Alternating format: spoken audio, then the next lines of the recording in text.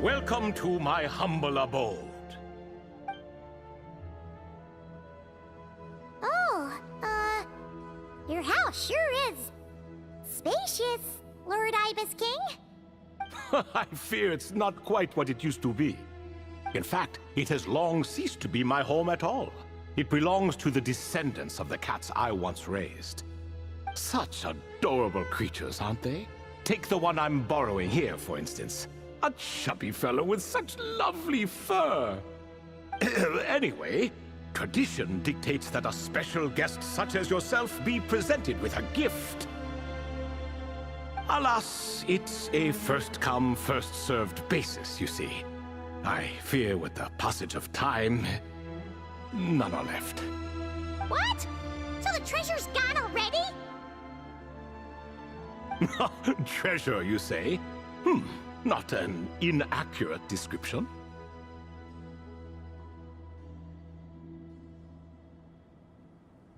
Yes, and no. I have the power to grant gifts inaccessible to the masses. The only requirement is answering a question. Not a bad deal, yes? Of course, my questions were given unto me by King Deshret, who in turn received them from the Mistress of Flowers. There are 3, and no more. What causes our rise and fall? What obliterates love and hate? What determines truth and falsehood? The more he talks, the less Paimon understands. I see. That must mean Gudars and Makaira managed to answer 2 of the 3. Another who understands. Oh, so that's the event those 2 slabs are depicting. Ah, priests and their records. A singular obsession, and quite boring too.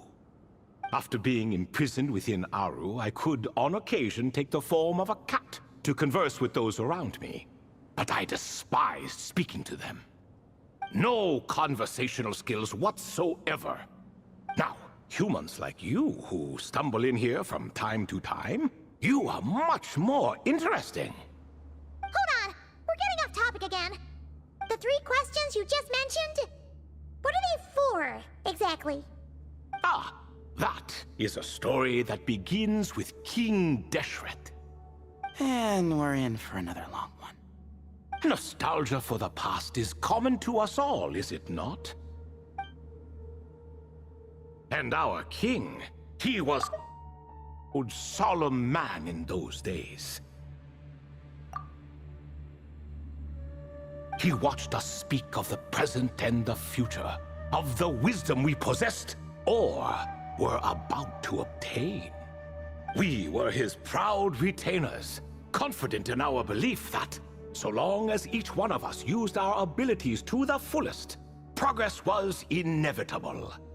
Yet, King Deshret's ambition was not destined to be allowed in a closed-off world such as this. So nothing went as planned. In fact, from the beginning, there were signs an outcome of this nature was inevitable. Because although there were 7 pillars, one was forever absent. Al-Ahmar would insist the Dendro Dragon Sovereign was one of us, but the dragon herself rejected that idea. Huh. Like a card you can never seem to draw from your deck. More like a card that was never in the deck to begin with. Alas, that's just who Al-Ahmar was. There was nothing we could do about that.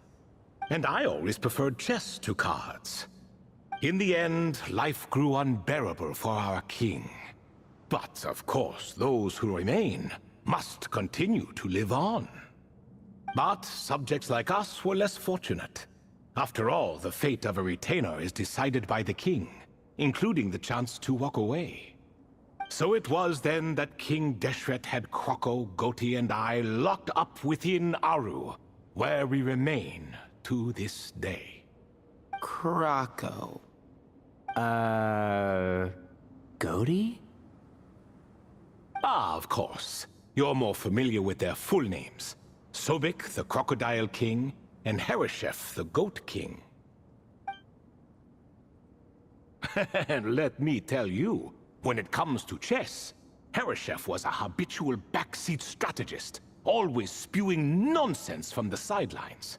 Well, Sobek was all too quick to take his terrible advice, to the point where I was the one who got accused of cheating.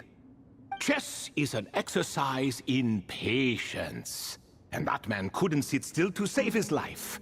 He could never excel at that game. In fact, neither of them were good at chess. Even so, we played together often. And since I was always the winner, we got along quite well. What are you laughing at?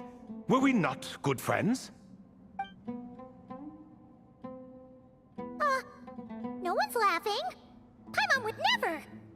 No, not you. It's Goti. He's laughing for no reason again. Can you not hear him? Ah, right. Of course you can't. The two of them are inside Aru, as am I, so only I can hear them. What is even going on here? Causes our rise and fall. He answered, conspiracy and betrayal, for it renders the righteous and wise unable to succeed, and thus nations fall. I found his answer quite interesting, so I bestowed upon him the power to deceive. The second human I chose was Makaira. I asked her, what obliterates love and hate? She said unto me, I have nothing left to lose. Vengeance alone can quench both love and hate. I found this to be another fascinating response, so I granted her the power to be loved. But both of them ended up... Now then, young one, riddle me this. Did their answers point to this fate, or was it the power I bestowed upon them that determined their end? I'm just an observer who doesn't understand their circumstances, so I can't answer. A clever reply. I do not wish to comment either. It is all in the past at this point. My only wish was for their answers to be acknowledged by King Deshret's rules, and bring me one step closer to freedom. As for the final person, her fate remains to be seen, so I will not reveal her name. I asked her, what determines truth and falsehood? And found her answer quite compelling, so I bestowed upon her a gift to match. As you can see, however, I have not been freed, so it's clear the answer she gave at that time was wrong. But alas, 3 people were chosen and 3 questions were asked. So now all I can do is wait. Wait until her wisdom is in line with the rules set forth by my king. Until she has found the true answer to that question. No wonder there was no third stone slab then. Or perhaps you're just not ready to include her in the story. Though that might be a generous interpretation. Well, it's not merely because her story remains unfinished. As the remaining priests of this place left, or passed on, there were none left to record the events that followed. Besides, stone slabs are few and far between in the Great Red Sands. In the sprawling desert, very few things or people even manage to leave a trace. But sometimes I can't help but wonder, if that young man from several centuries ago had been willing to answer my question, would I have left Aru by now? Wait, so there was someone else? Of course, it has been thousands of years after all. All sorts of people have stumbled upon this place, but I only chose the special ones. That young man had such a singular intelligence, though his companion, by contrast, was rather average. The author of those notes we found? The student named Zondik? Ah, yes, I think that was his name. In truth, I was unsure whether I should grant him my third remaining gift. He was, of course, exceedingly clever, but he was also mistrustful and narcissistic in equal measure, and there did not seem to be a line he was unwilling to cross. Too much power could be dangerous in the hands of someone like him. So I found myself rather relieved when he declined my gift. Oh, he turned you down? Did he give a reason? Yes. He said he didn't need it. I still remember the look in his eyes. Nothing stood out per se, and still I could sense contempt and disdain radiating from his gaze. I could not give an exact reason, but on instinct I just knew. It would not end well to get close to a man like that. So, I tricked him. Stick close to your companion, I said. Only the descendants of Tuletula can come and go as they please. Leave him behind, and there is no escape for you. So, does that mean his companion wasn't a descendant of Tuletula? Oh no, that part was true. The lie was in the other half. Anyone can enter or exit this place. There are no restrictions. I saw that his companion was exhausted and was concerned Zandik might leave him behind, or worse, that some other accident might befall him. So I made up an excuse to prevent Zandik from going a step too far. Oh, and speaking of, Sandik's companion had the same blue hair and pointed ears as you. Wait, does that mean Layla's also a descendant of Tuletula? Indeed. When Hermanubis founded that city, he took in many who had nowhere else to go. Today, their progeny are scattered to the four winds, and indeed are far more numerous than I could have imagined. So the person you protected could have been my ancestor. Yes, yes. You're very welcome for that. Could I ask another question, Lord Ibis King? Of course. I have nothing but time, I'm afraid. Did you also save me and a man named Jur? I did. You two were quite unlucky bumping into a device King Deshret once used to measure human brain power. That contact caused more knowledge than you could handle to flood into your minds. So I replaced that knowledge with simpler, repetitive information. Of course, the side effect being the same thought repeating over and over again in your mind, but that should resolve itself in time. How many moons are there in the sky? Yes, that was the phrase I used in your head. I forgot the other one, though. I believe it had something to do with food. Both were spur-of-the-moment decisions, so no need to dwell on the meaning too much. Oh, I see. Thank you, Lord Ibis King. As I said, young one, you are most welcome. If you're inclined to return the favor, perhaps you could turn off that device so no one else can trigger it? There's only so much a cat's paw can do, so I'm afraid this is something I must leave to you. Or Marak, I suppose. Oh, splendid! Another one bites the dust. Such is the fate of things here. Day by day, little by little, the remnants of ages past fade into obscurity. For that reason, the gifts of bygone eras, be they tied to your blood or technological in nature, are not to be revered. They are tools, nothing more.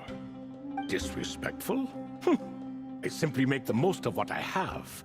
Besides, our king has been gone all these years. What good does it do to revere him now? Oh, are you talking to the Goat King again? No, Croco this time. He's pestering me for another game of chess. Says he wants to even the score. Wishful thinking, if you ask me. If we counted one push-up for every loss, he'd owe me 300,000 by now. Of course, that's just a rough estimate. I've never kept count. It appears that's something you like. Being someone unable to be defeated. I suppose so. All right then. time for me to extend my winning streak, and for you all to head home.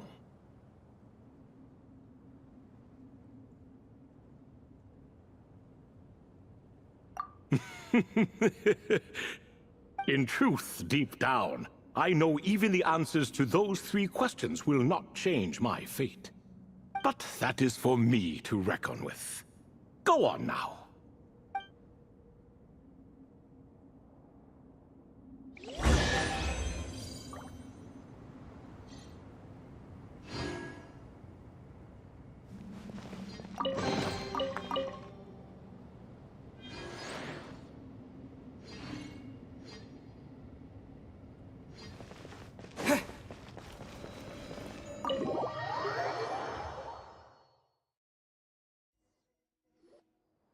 Excuse me, do you even know what time it is?